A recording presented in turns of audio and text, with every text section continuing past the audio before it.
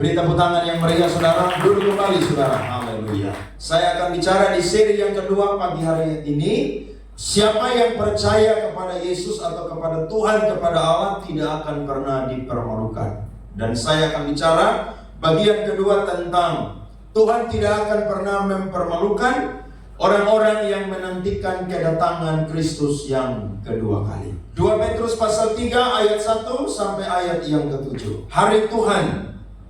Saudara-saudara yang kekasih, ini sudah surat yang kedua yang kutulis kepadamu. Di dalam kedua surat itu, aku berusaha menghidupkan pengertian yang murni oleh peringatan-peringatan. Ayat 2, saudara. Supaya kamu mengingat akan perkataan yang dahulu telah diucapkan oleh nabi-nabi kudus, dan mengingat akan perintah Tuhan dari juru selamat yang telah disampaikan oleh rasul-rasul. Yang terutama harus kamu ketahui ialah bahwa pada hari-hari zaman akhir akan tampil pengejek-pengejek dengan ejekan-ejekannya, yaitu orang-orang yang hidup menuruti hawa nafsunya.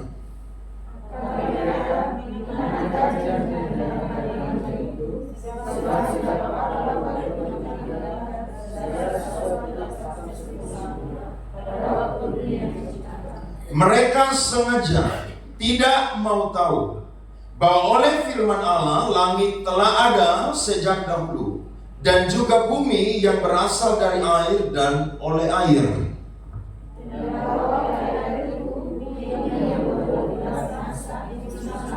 Sama-sama, tetapi oleh firman itu juga langit dan bumi yang sekarang terpelihara dari api dan disimpan untuk hari penghakiman dan kebinasaan orang-orang fasik. Beri tepuk tangan yang keras untuk firman Tuhan ini. Kita orang Kristen atau orang percaya hidup itu di dua zaman. Zaman yang pertama adalah saya dan saudara menantikan kedatangan Kristus yang pertama kali, yang dijanjikan oleh Allah di dalam perjanjian lama. Seorang profesor teologi yang bernama Josh McDowell, dia berkata ada 300 nubuatan di dalam perjanjian lama yang menyatakan tentang kedatangan daripada Mesias, dan itu digenapi oleh Yesus Kristus. Zaman yang kedua adalah zaman di mana saya dan saudara menantikan kedatangan Kristus yang kedua kali. Nah, ini kita tidak tahu kapan Yesus itu akan datang kedua kali. Dalam konteks dia berinkarnasi, dia sendiri pun menyatakan bahwa dia tidak tahu kapan dan waktunya. Hanyalah Bapa yang tahu kapan dan waktunya. Ada banyak pesan-pesan Tuhan yang tadi saya dan saudara baca di dalam ayat-ayat yang tadi kita temukan, khususnya di ayat yang kedua dan ayat yang ketiga, bahwa ada pesan-pesan Tuhan yang diberikan oleh para nabi dan juga para rasul tentang hari Tuhan, saudara-saudara. Dan kalau saya dan saudara membaca apa yang disampaikan oleh Petrus, maka dia ingin mengingatkan kembali orang-orang Kristen yang ada di perantauan sebagai pendatang di bumi, supaya mereka tidak boleh melupakan firman Tuhan. Salah satunya yang pernah Tuhan sampaikan lewat para nabi dan para rasul adalah tentang hari Tuhan atau kiamat. Saya dan saudara boleh ingat hari ulang tahun, tapi tidak boleh melupakan hari Tuhan atau hari kiamat. Karena itu sesuatu yang pasti. Waktu Yesus terangkat ke surga, dia berkata bahwa dia akan datang dalam keadaan yang sama. Waktu rasul-rasul melihat dia, maka waktu dia datang yang kedua kali, kita pun juga akan melihat dia di awan-awan di angkasa. Orang-orang yang mati di dalam Tuhan akan terlebih bertemu dengan dia. Kemudian saya dan saudara yang masih hidup juga akan bertemu dengan Yesus. Jadi tidak boleh ada yang meragukan bahwa kiamat itu mungkin atau tidak mungkin. Kiamat itu pasti, saudara-saudara. Nah, ini yang menjadi peringatan bagi kita, supaya saya dan saudara ini punya pengharapan. Orang-orang Kristen yang ada di perantauan pada waktu itu mereka itu giat selalu di dalam Tuhan. Mereka mengalami penderitaan, baik dari pihak orang-orang Romawi dan Yunani, dan juga dari pihak orang-orang Yahudi yang belum Kristen. Kalau kita baca firman Tuhan tadi, jelas di situ bahwa mereka adalah orang-orang yang tidak mempercayai akan hari Tuhan atau kiamat. Sementara orang-orang Kristen, orang-orang percaya, mereka itu mempercayai. Buktinya adalah mereka giat dalam beribadah. Mereka kuat dalam menghadapi tantangan iman.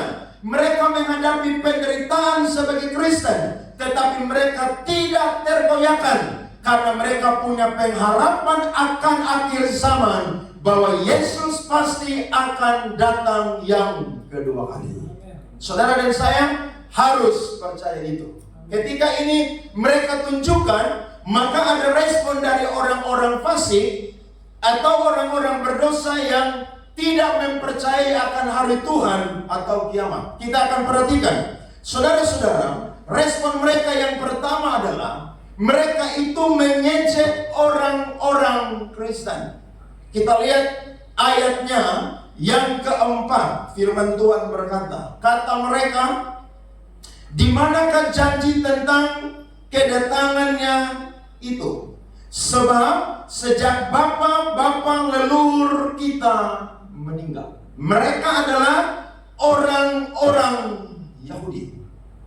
Mereka tahu kebenaran, tapi mereka berkata, di manakah janji Allah tentang akhir zaman atau hari Tuhan? Mereka sengaja tidak mau tahu.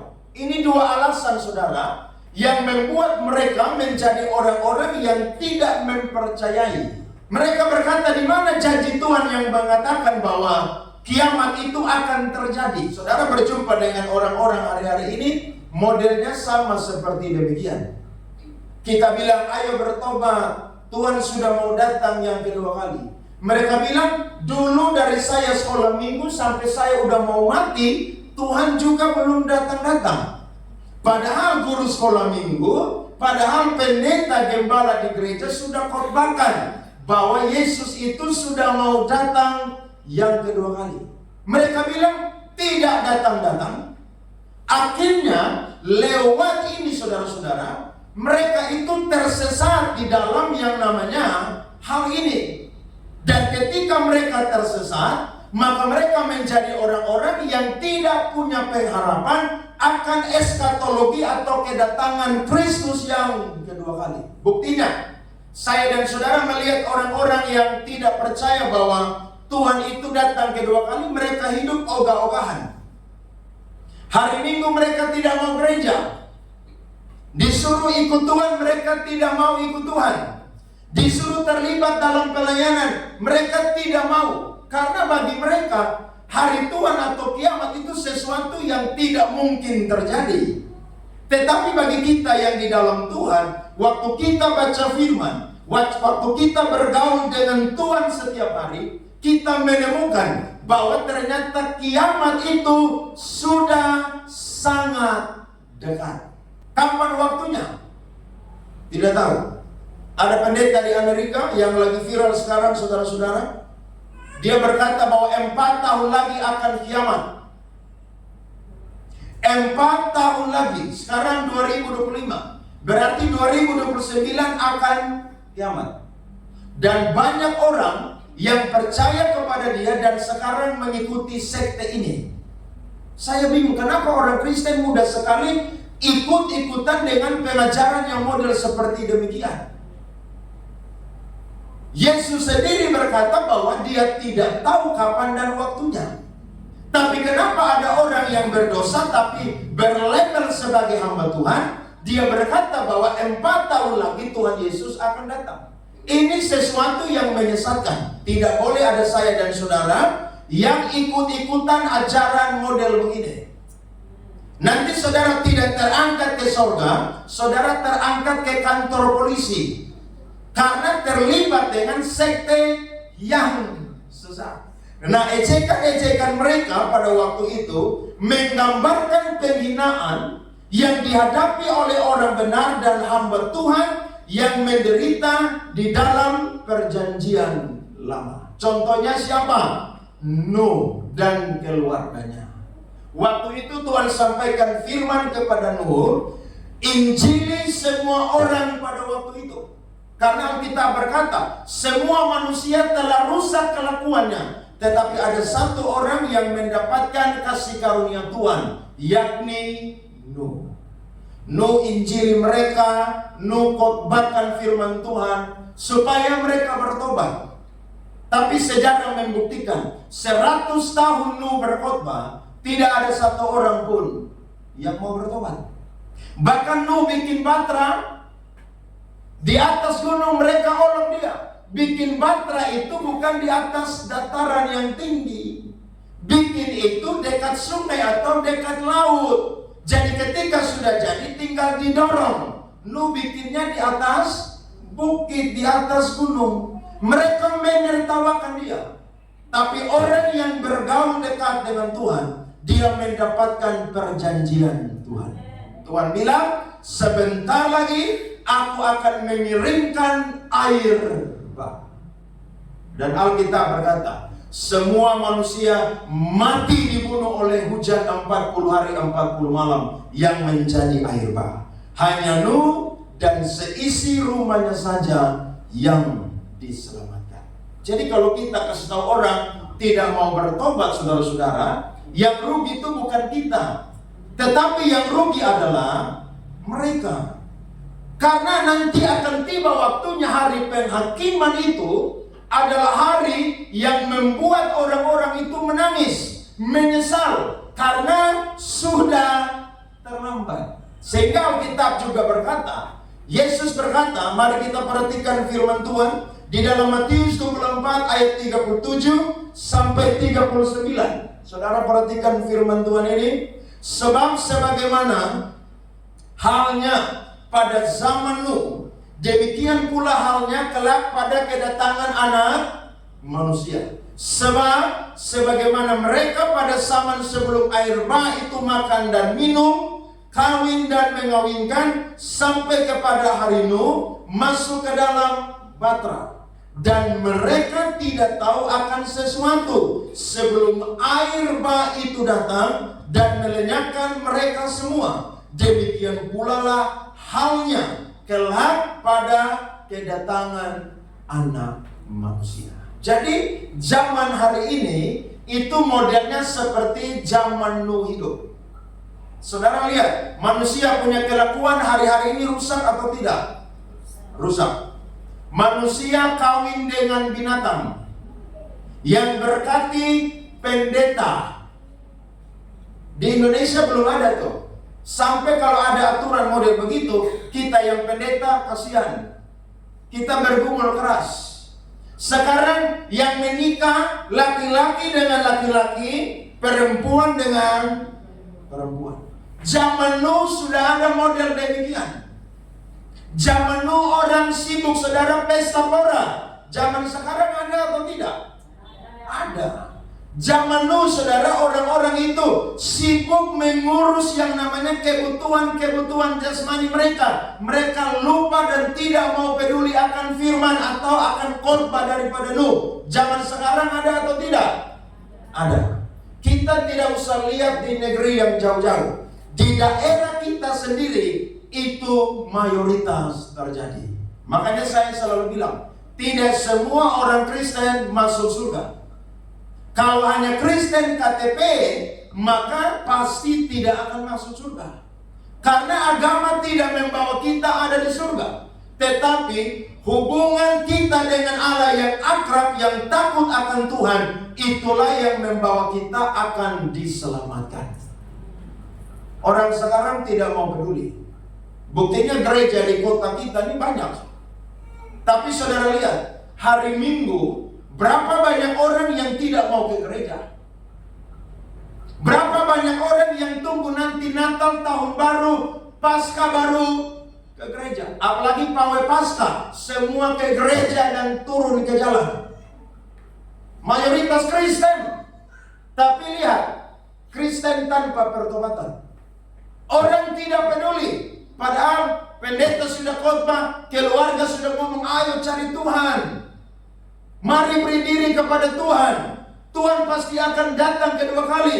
Tapi manusia memang kalau hati keras, pikiran dibutakan oleh ilah zaman, tidak mau dengar firman Tuhan. Nah, ini satu cilaka saudara, yang akan membuat orang-orang yang tidak percaya bahwa Yesus datang kedua kali, mereka akan menyesali. Sementara bagian yang kedua, Petrus mengingatkan bahwa saya dan saudara, hari kiamat itu adalah hari yang berisikan tentang yang namanya penghukuman daripada Tuhan. Lihat bagian yang kedua, saya catat untuk kita saudara. Ada nabi-nabi di dalam perjanjian lama yang menyampaikan tentang hari Tuhan atau kiamat. Contoh yang pertama, Yoel 2 ayat 30 sampai 32. Aku akan mengadakan mujizat-mujizat di langit dan di bumi, darah dan api dan gumpalan-gumpalan asap. Matahari akan berubah menjadi gelap gulita dan bulan menjadi darah sebelum datangnya hari Tuhan yang hebat dan dahsyat itu. Dan barang siapa yang berseru kepada nama Tuhan akan diselamatkan. Amos 5 ayat 20, firman Tuhan berkata, bukankah hari Tuhan itu kegelapan dan bukan terang, kelam kabut dan tidak bercahaya? Kalau saya dan saudara baca lagi Sefanya pasal 1 ayat yang ke-7, berdiam dirilah di hadapan Tuhan Allah, sebab hari Tuhan sudah dekat. Sungguh Tuhan telah menyediakan perjamuan korban dan telah menguduskan para undangannya. Ada banyak sekali pesan dari para nabi. Kalau saya angkat waktunya tidak cukup. Kita lompat langsung kepada pesan daripada rasul-rasul tentang kedatangan Kristus yang kedua kali. Kisah para Rasul pasal 2 ayat 20 berkata bagi kita, matahari akan berubah menjadi gelap gulita dan bulan menjadi darah sebelum datangnya hari Tuhan, hari yang besar dan mulia itu. 1 Tesalonika 5 ayat 2, Paulus berkata, karena kamu sendiri tahu benar-benar bahwa hari Tuhan itu datang seperti apa? Pencuri pada malam hari. Ibrani 10 ayat 25. Janganlah kita menjauhkan diri dari pertemuan-pertemuan ibadah kita seperti dibiasakan oleh beberapa orang, tetapi marilah kita saling menasihati dan semakin giat melakukannya menjelang apa? Jadi kita ibadah terus nih untuk apa sih? Menantikan kedatangan Yesus yang kedua kali. Apakah kita hanya ibadah datang store muka di pendeta atau di Tuhan saja? Tidak. Justru kita datang ibadah, kita ini sedang mendekatkan diri kepada Tuhan. Makanya ibadah itu bukan sesuatu rutinitas atau sesuatu yang membosankan. Ibadah adalah satu gairah karena saya dan saudara percaya sambil menantikan Yesus datang kedua kali, kita mendekatkan diri kepada Allah dengan cara beribadah. Ini harus menjadi pegangan kita. Jadi saya dan saudara yang mulai bosan-bosan ibadah, jenuh-jenuh ibadah, baik ibadah pribadi maupun juga ibadah kelompok korporat, saudara mari minta Tuhan bakar hati saya dengan api Roh Kudus, supaya saya punya semangat untuk mendekatkan diri dalam pertemuan ibadah. Saya suka khotbah di satu persekutuan doa di Kupang. Itu mereka ibadah dari hari Minggu sampai hari Minggu. Persekutuan doa loh. Minggu sore mereka persekutuan doa. Senin sore mereka persekutuan doa. Selasa mereka persekutuan doa. Rabu mereka persekutuan doa. Sampai ketemu hari Minggu lagi saudara. Dan waktu saya khotbah di tempat mereka, saya biasa di rolling karena mereka persekutuan doa gabungan. Saya tanya, ibadah model begini lelah atau tidak? Capek atau tidak? Rugi atau tidak? Mereka bilang, pengorbanan Yesus Kristus itu lebih hebat dari pengorbanan kami. Kalau Yesus bisa naik sampai Kalvari dan mati bagi kami, maka ibadah tiap hari bukanlah sesuatu yang membosankan. Kita di sini ibadah seminggu paling 3 kali. Betul kan? Ibadah kers, doa puasa, ibadah pemuda. Hari Minggu saudara jangan hitung, karena itu kewajiban. Tapi kadang-kadang kita ini anggap ibadah sesuatu yang membosankan, sesuatu yang sudah paling kita pergi, nyanyi 2 lagu, nyanyi 3 lagu, dengar firman, sharing, kasih kolekte, doa berkat. Terus kamu mau ibadah modelnya bagaimana? Kamu bikin liturgi sendiri. Lo ibadah kan begitu modelnya. Ada puji-pujian, ya. Kadang-kadang di gereja tertentu yang punya patokan lagu-lagu yang bersifat doksologi atau lagu-lagu pengagungan. Kalau di kita karismatik Pentakosta ada penyembahan. Di saudara-saudara kita yang Lutheran, yang Calvinis tidak ada penyembahan. Kita ada penyembahan. Tapi kan firman kita semua sama. Ada apa? Persembahan, ada kolektif, ada doa berkat. Apakah ini sesuatu yang menjemukan? Saya yakin tidak menjemukan. Kalau orang punya pengharapan eskatologi tentang kedatangan Kristus kedua kali, mau ibadah tiap hari pun juga, dia tidak akan pernah bosan. Amin. Tidak akan pernah bosan. Lo ibadah cuma berapa jam sih? 1 jam, 1 jam setengah, 2 jam. Saudara kerja 8 jam aja tidak bosan kok. Bosan juga tapi terpaksa karena harus apa? Terima gaji. Kita kan tidak terima gaji, tapi ingat ada upah yang Tuhan sediakan bagi kita. Makanya ibadah. Karena hari Tuhan itu Alkitab berkata, pahlawan pun akan menangis. Nah, dari firman Tuhan ini ada 2 sikap yang saya dan saudara sebagai orang benar itu lakukan di dalam menantikan kiamat atau kedatangan Kristus yang kedua kali.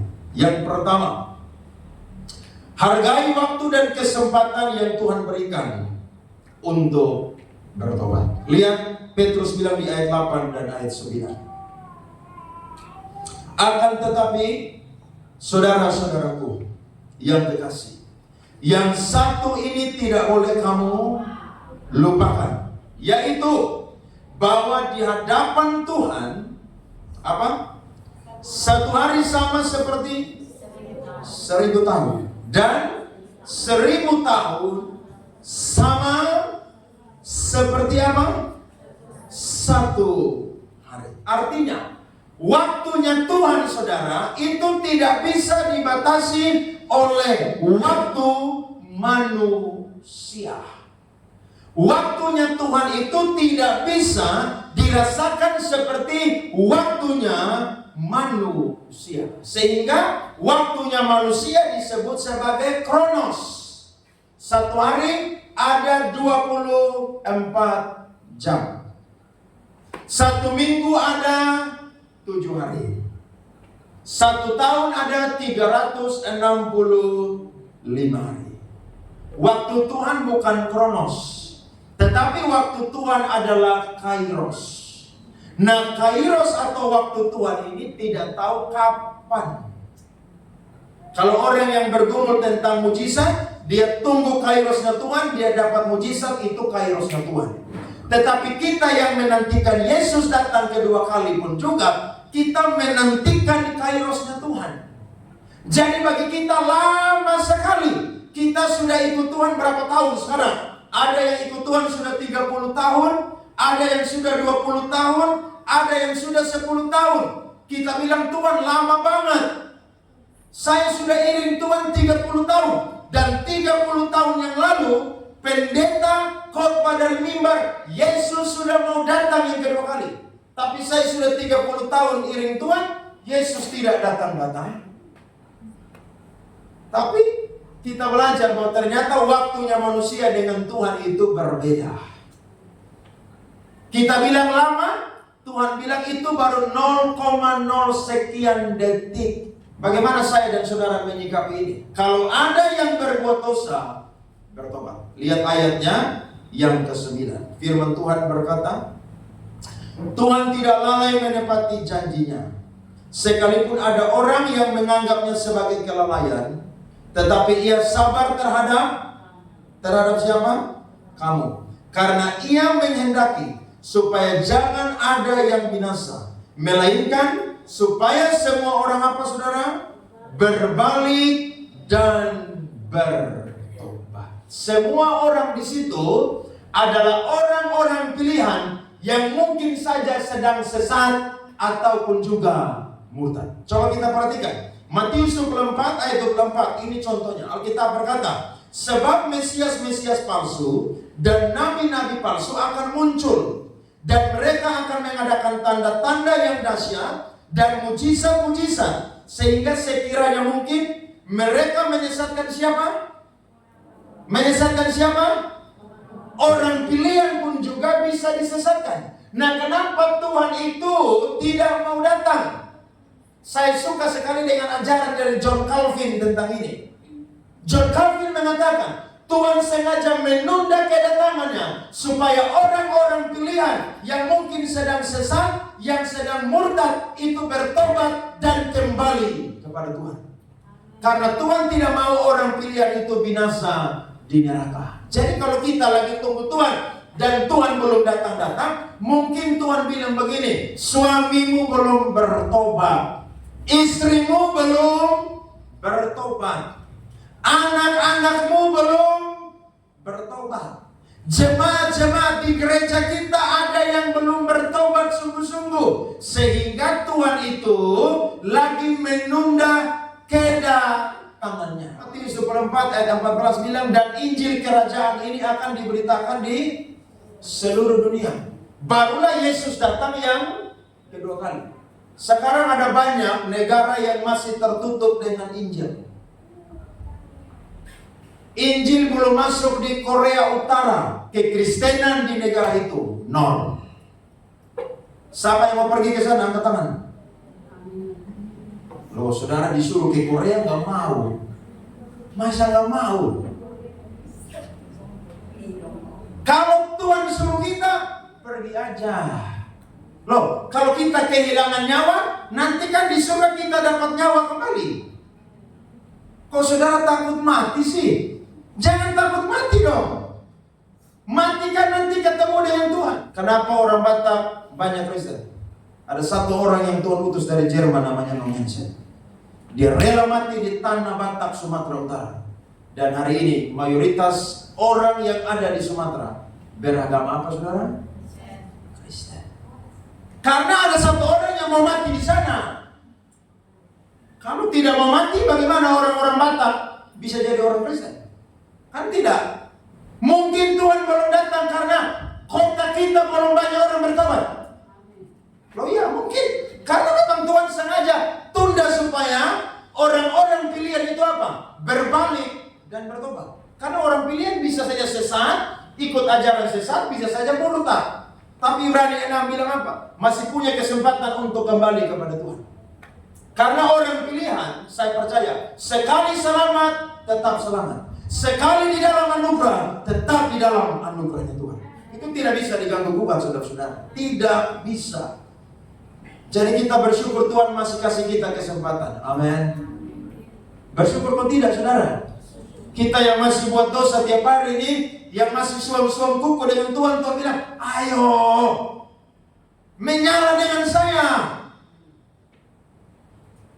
Tuhan kasih kita waktu dan kesempatan. Waktu kita bangun pagi, kita lihat kaca, kita harus bilang, Tuhan terima kasih karena manusia seperti saya masih hidup pagi hari ini. Bersyukur kok tidak? Jangan saudara sungguh-sungguh bangun pagi-pagi langsung marah-marah, khawatir ya, cemas. Coba saudara lihat kaca dan saudara bilang, Tuhan terima kasih, manusia model seperti saya masih hidup di hari yang baru ini. Berarti ada kesempatan bagi saya untuk memperbaiki hidup lebih baik lagi dengan Tuhan. Ada seorang teolog berkata, anggaplah hari ini adalah hari terakhir kita hidup di dunia ini. Berarti besok apa? Mati. Makanya kalau ini adalah hari terakhir, kita harus apa? Bertobat. Berbalik. Tuhan lagi tunggu keluarga kita yang mabuk-mabukan. Tuhan lagi tunggu keluarga kita yang sudah jauh dari Tuhan.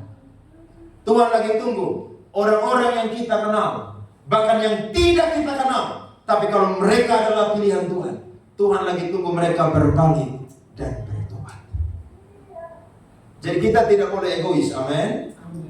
Tuhan rindu banyak orang selamat. Tuhan rindu surga itu penuh dengan jiwa-jiwa. Ada pesta perjamuan kawin anak domba di sana. Baik orang-orang Israel dan juga orang-orang non-Israel. Kita akan jumpa di sana ibadah siang malam di surga bersama dengan Tuhan Yesus Kristus. Hargai waktu dan kesempatan yang ada. Amin. Jangan buang-buang waktu. Anak-anak muda, saya selalu khotbah di sini dimanapun. Engkau jangan bilang engkau masih muda, jadi engkau bilang nanti masih punya banyak waktu untuk Tuhan. Ingat, syarat mati bukan sakit dan tua. Apa saudara? Sakit dan tua. Ada orang bilang begini, dia sakit berat, dia semua mati. Jangan sampai dia yang sakit berat sembuh, kamu yang sehat mati duluan. Loh iya kan? Kan syarat mati kan bukan sakit dan tua. Kita lihat opa oma kita sudah 90 tahun. Kita bilang opa dan oma berangkat duluan. Besok kita yang mati duluan. Syarat kematian bukanlah sakit dan usia saja. Tapi kematian bisa datang kepada saya dan saudara kapan saja. Makanya hidup baik-baik, amin. Jangan sembarangan. Karena ingat, mati tidak habis. Hanya orang mabuk saja yang bilang mati habis. Karena dia pikir nanti di sana sudah tidak ada lagi penghakiman. Siapa yang bilang penghakiman akan ada? Tapi bagi orang percaya akan ada kemuliaan dan upah yang Tuhan sediakan bagi saya dan saudara. Beri tepuk tangan kepada Tuhan. Amin. Sikap orang benar yang kedua menantikan kiamat adalah hargai waktu dan kesempatan yang Tuhan berikan untuk hidup suci dan saleh. Lihat ayat 10 dan ayatnya yang ke-11. Alkitab berkata, tetapi hari Tuhan akan tiba seperti pencuri. Kita semua pasti tahu pencuri ya. Dia datang, dia tidak pernah WA, malam saya mau pergi ke rumah kamu. Saya yakin saudara akan siap ranjau di situ untuk dia. Saudara akan siap rakitan di situ untuk dia. Bahkan saudara akan siap bom ikan di situ kalau orang rote. Tapi Alkitab berkata, pada hari itu langit akan lenyap dengan gemuruh yang dahsyat, dan unsur-unsur ini akan hangus dalam nyala api, dan bumi dan segala yang ada di atasnya akan hilang lenyap. Jadi, jika apa? Segala sesuatu akan hancur seperti demikian. Apa yang hancur, saudara? Yang hancur di situ adalah apa? Bumi dan semua yang ada di atasnya. Rumah saya dan saudara akan apa? Hancur. Mobil saya dan saudara akan apa? Lenyap. Kekayaan saya dan saudara yang ada di bank yang mungkin triliun, kuadriliun, lenyap semua. Jadi tidak ada yang kekal di dunia ini. Tidak ada. Saya khotbah begini bukan berarti saudara besok langsung minta pensiun di tempat kerja. Itu ajaran sesat. Kerja, rajin, tanggung jawab, jadi berkat, diberkati Tuhan. Saudara diberkati, pakai berkat itu untuk apa? Nikmati hidup. Terima gaji, jalan-jalan ke mall, beli baju baru, makan yang enak, minum yang enak. Itu berkat dari Tuhan. Jangan ada pendeta yang bilang kekayaan itu menyesatkan. Buang kekayaan dan jadi orang miskin. Itu ajaran dari mana? Tidak. Abraham kaya, Daud kaya, Salomo kaya, Isa kaya. Kekayaan itu alkitabiah. Yang penting jangan jadikan kekayaan itu adalah Tuhan. Kekayaan adalah hamba dan kita adalah Tuhan. Tidak boleh. Makanya kalau kita lihat orang-orang yang hidup cuma cari uang, siang malam, ya, sudah punya rumah 15, mobil 100, tanya kerja untuk apa? Mau beli pesawat. Salah atau tidak? Tidak salah. Selama kaya di dalam Tuhan, alkitabiah. Supaya kalau kita pergi pelayanan cuaca buruk naik pesawat aja. Loh ya saudara mau lihat Laut Sabu dan Pukuafu tenggelam, gurita raksasa ada di situ. Kerja rajin ngapain? Supaya beli helikopter. Kalau memang itu kesanggupan, boleh-boleh saja. Tetapi ingat, itu cuma sementara. Amin. Sementara. Karena pada waktu Yesus datang kedua kali, semua itu akan lenyap, akan hancur, akan musnah. Saudara pernah nonton film Kiamat di Amerika atau di mana tuh? Itu saudara, air naik, itu jembatan yang ada di San Francisco, itu patah hancur semua. Orang semua lari, gedung-gedung yang tinggi pencakar langit, saudara. Air terbang semua, mati semua. Yang selamat cuma apa? Pemeran utama. Yang lain mati semua. Saudara bisa bayangkan? Itu contoh bahwa yang selamat itu nanti hanya orang benar, saudara. Senin sampai Sabtu kerja dengan rajin. Bangun pagi-pagi, mandi, semangat di kantor. Sampai kantor saudara bilang, "Salam, semangat pagi, semangat pagi, semangat pagi." Itu orang kerja kan begitu. Tapi ingat, pulang sore ada kesempatan ibadah, ikut ibadah. Jangan hanya penuhi kebutuhan jasmani saja, sedangkan rohani tidak terpenuhi. Akhirnya kita tidak seimbang, saudara-saudara. Padahal orang Kristen itu kan dituntut seimbang. Ora et labora. Berdoa dengan bekerja. Berdoa sungguh-sungguh, bekerja sungguh-sungguh. Loh, kalau saudara tidak kerja, mau makan minum dari mana? Makasih kolektif persepuluhan persembahan dari mana? Kan harus pakai uang. Tapi ingat, semua itu akan lenyap. Makanya jangan cinta ini dunia, jangan cinta. Nikmati boleh, tapi cinta jangan. Kalau sampai kita cinta, maka kita sedang mengabdi kepada yang namanya mammon. Yohanes bilang begini, dunia ini sedang lenyap dengan segala keinginannya, tetapi orang yang melakukan kehendak Allah akan tetap hidup selama-lamanya. Sesuatu ini akan hancur secara demikian. Betapa apa? Suci dan salehnya kamu harus hidup. Ayat 12, yaitu kamu yang menantikan dan mempercepat kedatangan hari Allah. Pada hari itu langit akan binasa dalam api dan unsur-unsur ini akan hancur karena nyalanya. Tetapi sesuai dengan janjinya, kita menantikan langit dan bumi yang baru, yang dimana terdapat kebenaran. Berarti sambil menantikan kedatangan Yesus kedua kali, saya dan saudara harus hidup apa? Suci dan saleh. Hidup suci itu bukan saya dan saudara tinggal di gua, bertapa seorang diri di sana, menganut kehidupan disebut askese. Tidak. Kita ada di dunia ini, bekerja, bergaul, tapi jangan seperti orang dunia. Lingkungan kita mabuk, pesta pora, judi, penyembahan berhala, kita harus tampil seperti Nuh dan keluarganya. Berbeda. Orang bilang kurang pergaulan, gak apa-apa, gua gaul sama Tuhan Yesus saja. Lu mau apa? Iya dong, harus punya prinsip begitu. Saudara mau cari kesenangan manusia atau kesenangan Tuhan? Paulus bilang, kalau saya masih mencari kesenangan manusia, maka saya bukanlah hamba Kristus. Galatia 1 ayat 10, dia bilang begitu. Jadi kita ini, mari hidup suci dan hidup saleh.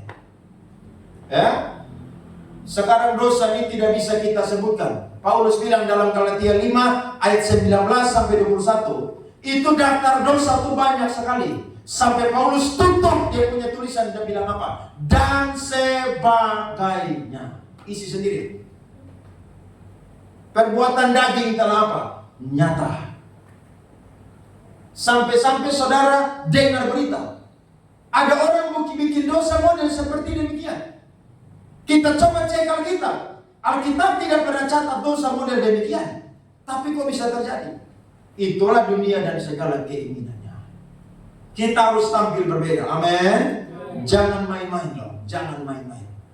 Sungguh-sungguh dengan Tuhan. Hidup suci, hidup saleh. Dunia mau aneh-aneh, biarkan mereka. Karena kita berkata, orang fasik akan bertambah fasik. Orang benar akan apa? Menjadi orang benar. kita tampil beda di tengah-tengah dunia yang semakin hancur. Hidup suci dan hidup saleh. Saudara yang kerja, puaslah dengan gajimu. Jangan mau korupsi di tempat di mana saudara kerja. Allah sekali-kali berjanji tidak akan pernah meninggalkan saya dan saudara. Apapun keadaan kita, percaya Yesus datang kedua kali, itu pasti. Dan orang yang menantikan kedatangannya tidak akan pernah dipermalukan. Ayat terakhir, bangkit berdiri, kita baca firman ini sama-sama. Wahyu 21 ayat 1 sampai 4. Lalu aku melihat langit yang baru dan bumi yang baru. Sebab langit yang pertama dan bumi yang pertama telah berlalu, dan laut pun tidak ada lagi. Dan aku melihat kota yang kudus, Yerusalem yang baru turun dari surga, dari Allah, yang berhias bagaikan pengantin perempuan yang berdandan untuk suaminya. Lalu aku mendengar suara yang nyaring dari takhta itu berkata, lihatlah, kemah Allah ada di tengah-tengah manusia, dan ia akan diam bersama-sama dengan mereka. Mereka akan menjadi umatnya, dan ia akan menjadi Allah mereka. Ayat 4, dan ia akan menghapus segala air mata dari mata mereka. Dan maut tidak akan ada lagi. Tidak akan ada lagi perkabungan, atau ratap tangis, atau duka cita. Sebab segala sesuatu yang lama itu telah apa? Berlalu. Lihat ayat 7 dan ayat 8. Barang siapa menang, ia akan memperoleh semuanya itu.